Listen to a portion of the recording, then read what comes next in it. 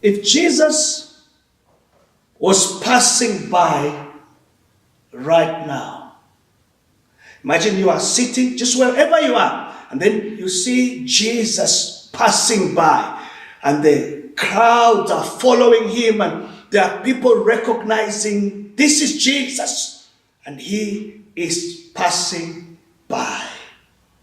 What would you do?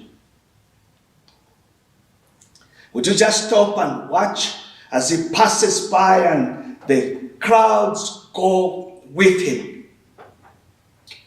Do you think that the presence of the Lord being there where you are is there because you are there, or is just God passing by, his presence being there just for his sake?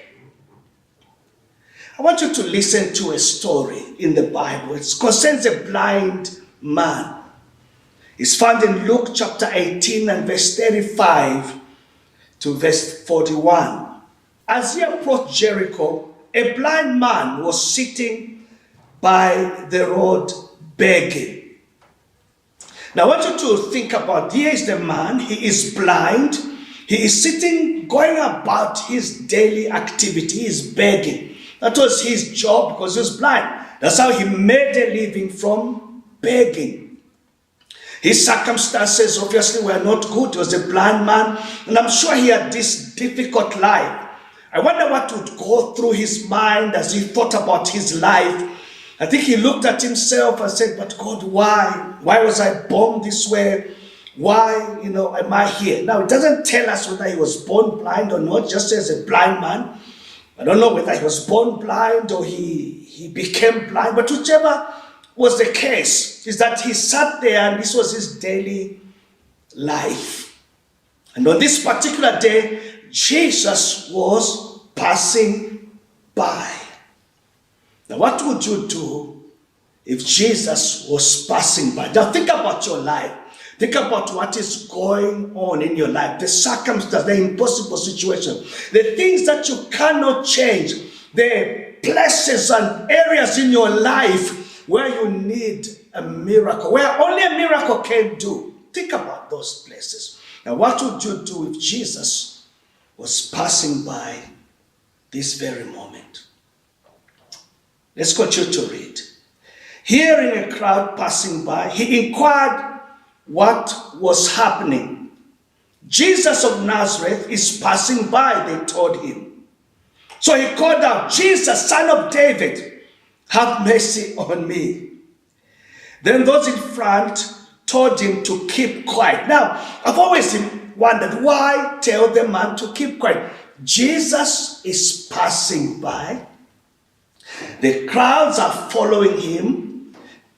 Then this man who is blind, in need of a miracle, cries out, Jesus, son of David, have mercy on me. And then people say, no, quiet.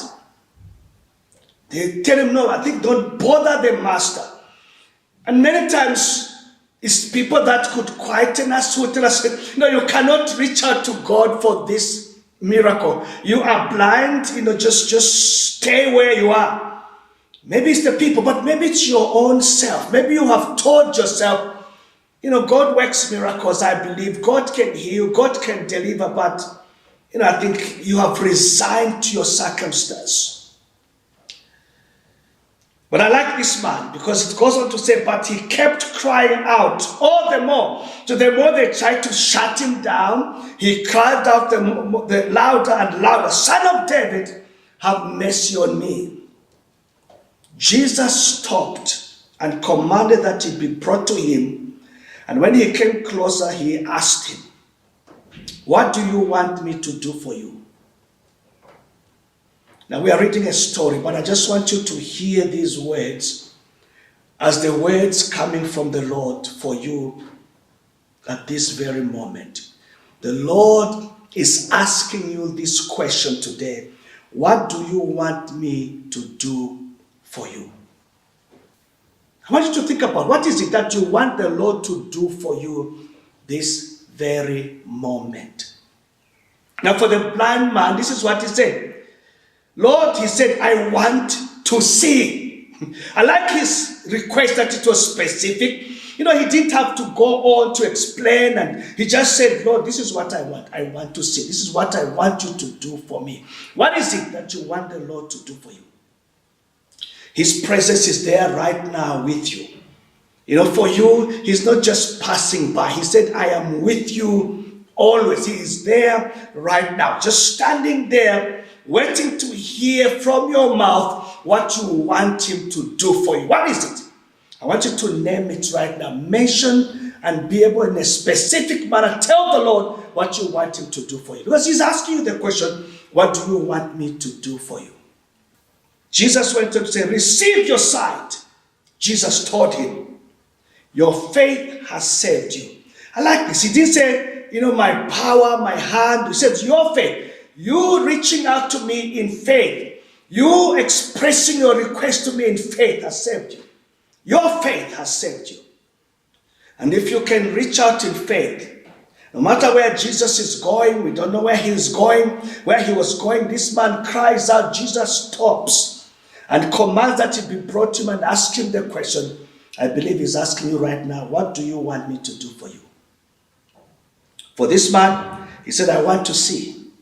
The next words from the mouth of Jesus is, receive your sight. I believe as you tell him what you want him to do for you, the next words from his mouth will be, receive your miracle, receive your healing, receive that breakthrough, receive that promotion, receive that open door. Those will be his words, and he'll tell you your faith. If you can pray in faith, your faith will save you. Your faith is going to work for you. And the story ends by saying, instantly he could see, and he began to follow him, glorifying God. All the people, when they saw it, gave praise to God. I pray that as you reach out in faith today, the people around you, the people in your life will see, wow, look what the Lord has done. They will see the miracle, they will see the breakthrough, they will see that something has happened in your life because you reached out in faith as the Lord was there with you. So, before I end, I want you right now, just take this moment and just ask the Lord, tell the Lord what you want him to do for you. And tell him in faith. And I can assure you, just like in the life of this blind man, your faith will save you today.